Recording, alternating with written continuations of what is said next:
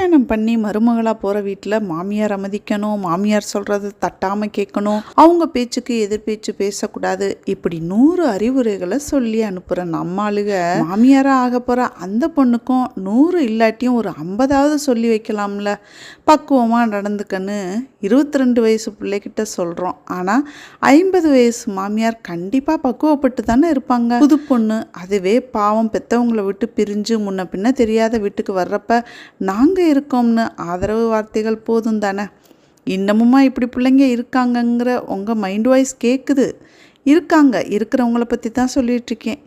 மகள், மனைவி, அம்மா, மாமியார், அப்பத்தா, இப்படி ஒரு பொண்ணுக்கு கிடைக்கிற பதவி உயர்வு அப்படியே வாஞ்சையோட சந்தோஷமாக அனுபவிக்கணுங்க. சிம்பிளாக இன்றைக்கி தக்காளி சாதம் பண்ணி மிளகு முட்டை, சுண்டைக்காய் பச்சடி, தயிர் சாதம் எல்லாம் ஜாலியாக சமைச்சு ஹாப்பியாக சாப்பிட்லாம்.